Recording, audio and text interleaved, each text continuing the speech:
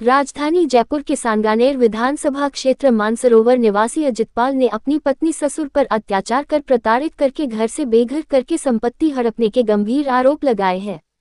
पत्रकारों को अपनी पीड़ा बयां करते हुए पुलिस व प्रशासन से न्याय की गुहार लगाते हुए अजितपाल सिंह ने बताया कि मामले की संबंधित मानसरोवर थाना पुलिस को एफआईआर दर्ज करवा चुका हूं और पुलिस के आला अधिकारियों और प्रशासन को लिखित में शिकायत कर चुका हूं, पर इसके बावजूद अभी तक मेरी कोई सुनवाई नहीं हो रही है। मैं मानसरोवर का रहने वाला हूँ। 66/162 मेरे घर का पता है। मेरे घर पे षड्यंत्र पूर्वक मेरे ससुर हाकिम सिंह, मेरी वाइफ सोनल महलावत, बैंक के पंजाब नेशनल बैंक के अधिकारी केएल मीणा व मेरी सास द्वारा पहले मकान पे कब्जा करके उससे सामान, घर से सारा सामान निकालकर किसी और को मकान का कब्जा दे दिया गया, जिस मकान का मैं रजिस्टर्ड ओनर हूं। मेरी वाइफ और हम दोनों जॉइंट रजिस्टर्ड ओनर हैं और मेरे घर का सारा सामान पिछले 2 वर्ष से गायब है और पुलिस ने 1.5 साल बाद एफआईआर दर्ज करी, परंतु आईओ वीरेंद्र सिंह व सब इंस्पेक्टर मंजू पूनिया ने दोनों ने कोई कार्रवाई नहीं करी और उसे हस्बैंड वाइफ का मैटर बताकर एफआईआर लगा दी। मामला क्या है, क्यों ये कर रहे हैं और क्यों घर पे कब्जा किया इन्होंने? मेरी वाइफ, मेरे ससुर ने और मेरी सास ने मेरी वाइफ पे दबाव डाल के डिवोर्स का केस दर्ज कराया है। वो मुझ पे ये सब इसलिए कर रहे हैं कि मैं डिवोर्स के लिए हाँ कर दूं। क्यों कर रहे हैं डिवोर्स के लिए, क्यों प्रेशराइज कर रहे हैं? क्या मामला क्या है?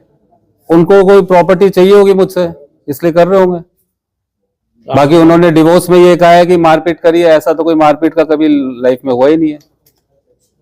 और मेरी एक 22 साल की डॉटर है और हम बिल्कुल अच्छे से रह रहे थे, कोई ऐसी प्रॉब्लम थी नहीं। मेरी शादी को 23 साल हो गए हैं।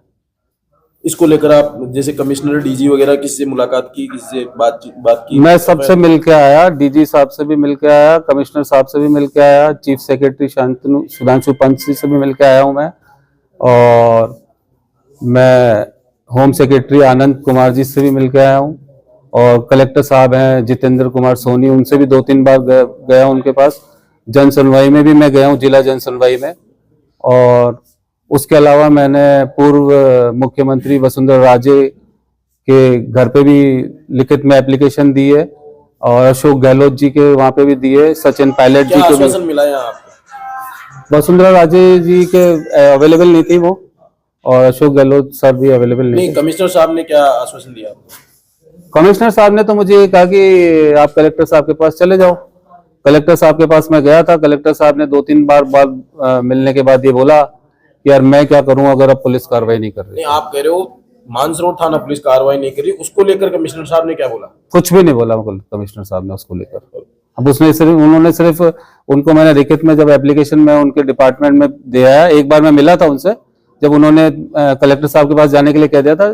दूसरी बार मैं रिटर्न में एप्लीकेशन देके रिसीविंग लेके आ गया था। क्या चाहते हैं अब आप? और इस संबंध में मैं 2-3 बार दिगत आनंद जी, जो कि इस एरिया के डीसीपी हैं, उनसे भी मिला हूं। वो पर्सनली मुझे फेस देख के ये बता देंगे कि मैं उनके पास कितनी चक्कर लगा के आया हूं। अब आप चाहते क्या हो ये बताइए? मैं ये चाहता हूं कि जिस मकान का मैं रजिस्टर्ड ओनर हूं, उस मुझे मकान मेरा दिलाया जाए। मकान में मैं रह रहा था। ऐसे आप जयपुर में जो स्टेट की कैपिटल है और जो मुख्यमंत्री का विनिंग कॉन्स्टिट्यूएंसी है, उसमें से ही अगर आदमी मकान से बाहर हो जाएंगे तो फिर सेफ कौन है यहाँ पे? ये तो these are the very basic rights of a common man, और इनको किसी भी रूलिंग गवर्नमेंट की ये प्रायोरिटी होती है कि इन बेसिक राइट्स को संभाला जाए।